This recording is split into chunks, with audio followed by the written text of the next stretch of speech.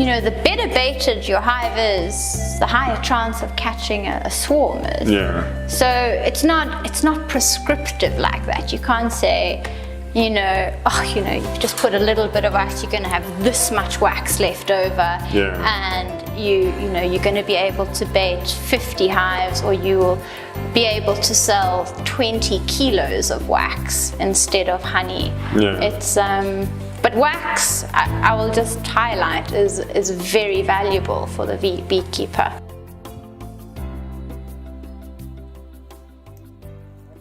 Okay, so it's really quite simple with waxing the top bar frames or bars. So here we've just got some lovely wax. Beeswax always has a very distinct smell, doesn't it? Yeah, and different qualities.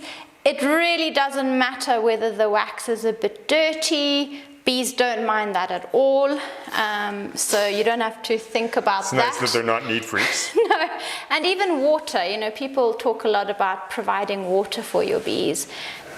I don't. Bees, you know, they find their own water source. Of course, we have, you know, water all around because their horses grazing here and their pigs and whatnot. But and also bees actually prefer dirty water because they get minerals and so on from dirty water, which is actually essential. So this is foundation wax, and this comes from, it's not made in Zambia.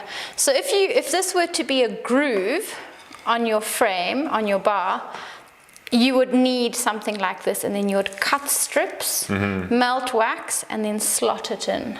So much more complicated system, really, than what we're doing here.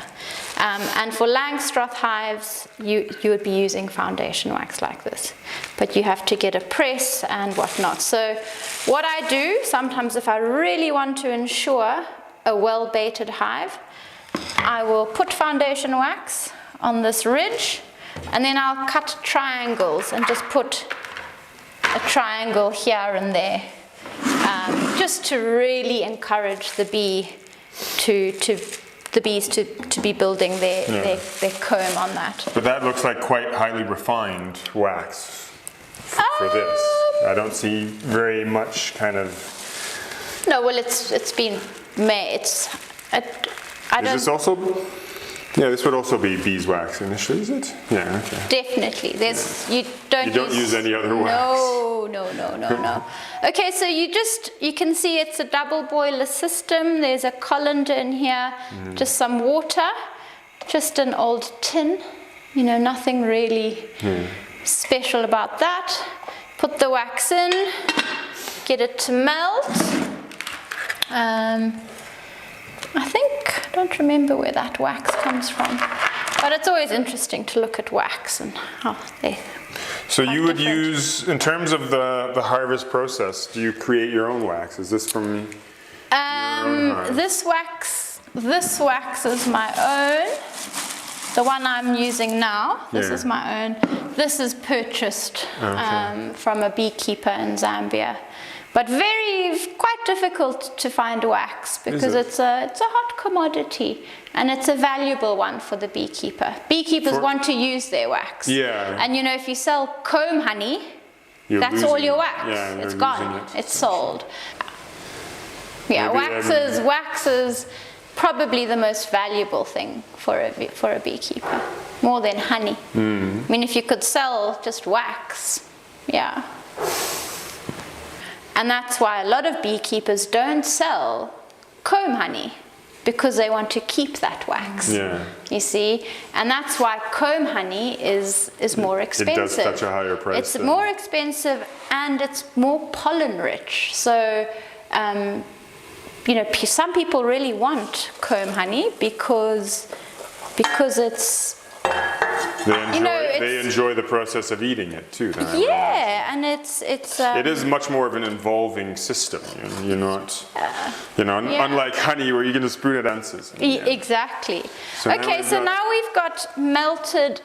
I'm just going to turn it down a bit. I'll turn it off.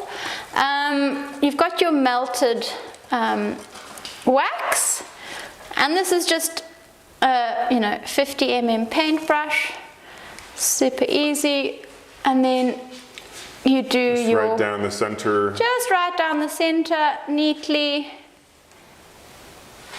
and that's a waxed frame.